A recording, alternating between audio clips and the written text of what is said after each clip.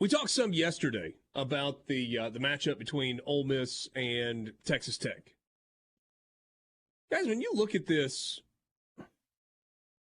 and Haydad and I did this some yesterday, but I think it's worth revisiting. Again, probably largely a new audience today. If it's a repeat for you, sorry.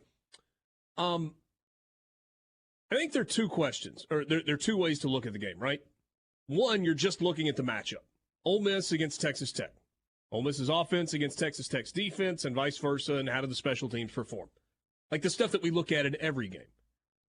And then the second thing that you're looking at is motivation, effort, intensity, interest in being in the game.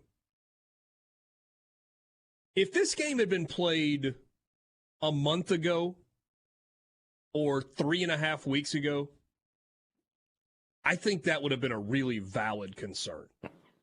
Texas Tech had won 3 straight to close out the regular seasons. Their fans were super excited. Ole Miss lost 4 of 5 to close out the regular season. It had all the stuff surrounding Lane Kiffin and the coaching carousel. And people were just generally disgruntled at the end of the season for lots of reasons. None of which were wrong, by the way. No reason for anybody to feel bad about being disgruntled if you're an Ole Miss football fan at the end of the year. And so if this had been a December 5th game or a December 10th game, I think you'd be pretty concerned about the whole motivation and the interest in being there.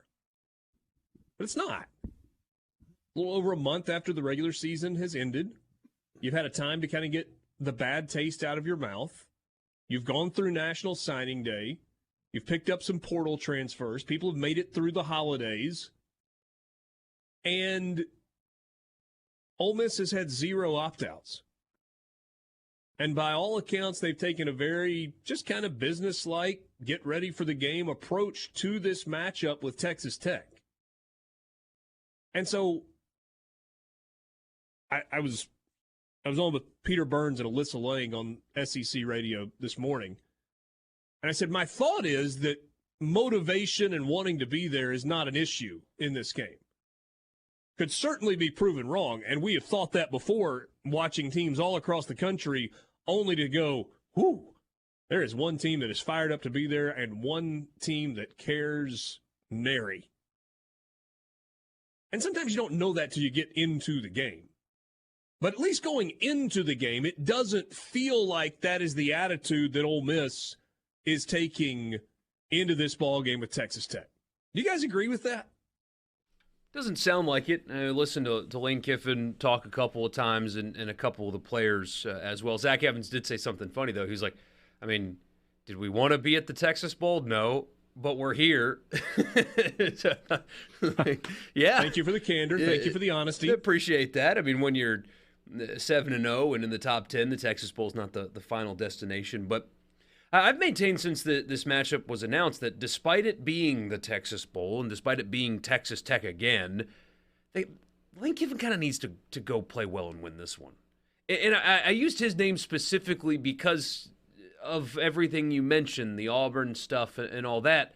This will do 2 things. Winning this game will let you go into an offseason with momentum.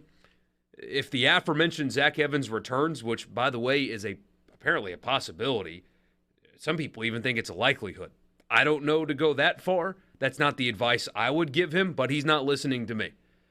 You would return 3,000 rushing yards from the 2022 team for 2023. 3,000 rushing yards would return to your team. So you could go into an offseason, you would get a metric ton of hype when you return quarterback, both of those running backs, both offensive tackles. You've portaled well at wide receiver, a bunch of guys coming back on defense. Preseason top 15 somewhere. You would win 19 games in 2 years. It's happened only one time since 1962 in your program. Only Alabama and Georgia would have won more in the last 2 years. And things would feel less bad. You know what I mean? Losing to Mississippi State, not good. Losing 4 or 5, not good. Winning 9 games, portaling pretty well. Bunch of dudes coming back, bunch of production coming back, ton of off-season hype. Less bad. So winning this game would go a long way for that. If I'm being honest, hey, Dad, somewhere, if you're a Mississippi State fan bubbling just below the surface, listening to Michael Borky say this, you would go, Ole Miss exactly where it wants to be, getting the hype train going into a new season. There you go. I mean, that's exactly what would happen, though. Yeah, no, you're right. And the state fan listening knows that I'm saying is gospel. They know that that's true. The hype train would roll, and they would hate it. It would. And on the other side of that coin, though, I mean, I made "we believe" jokes a few times this year. If you lose that bowl game, I mean, it's just a carbon copy at that point. You went from 7-0 to 8-5. You lost to a poor team. I think State lost to a Northwestern team that wasn't very good in the Gator Bowl that year, a bowl they clearly didn't really want to be at. So for Ole Miss, this is a big game because obviously there's a difference between 9 and 14-5, but it's huge for Ole Miss this year because if they finish 8-5 and they lose 5 of their last 6, there's going to be a lot. There's going to be people who are saying we really gave this guy a raise to $9 million a year. $9 million to lose 5 of the last 6. This is what we're paying $9 million. That's a fair comment. Mm-hmm. It really is fair, even though it's the salaries for next season. But if you win, you're right. A lot of the, and I said that last year about State that they finished losing the Egg Bowl, and you were like, oh gosh, I just don't know. But if they had won that bowl game and finished 8-5, people would have felt different. I think. Yeah. Winning the bowl game for State and Ole Miss this year is very important because next season the West is actually a little open. Next season, it's a little bit open. Alabama, who's Alabama's quarterback next year? I don't know the answer to that question. I don't think he's on the roster. I do know that they won't be as good. He won't be as good as Bryce Young, whoever it is. Guaranteed. So, at LSU is they had 4 losses this year. So I mean they're beatable. Yeah, they won the West, but they also lost to Florida State and Texas A&M. And yet, they're very similar. What did you say yesterday, hey Dad? I would vote them ahead of Alabama right this second. But LSU this year reminds me a lot of when State won the West in '98. State finished 8-3, and they were just they won the games they were supposed to win, but they were a beatable team at the same time. LSU's a beatable team. The West is open next year. Ole Miss or State could make a run. So you got to get that hype train going, though. You got to get some off-season momentum going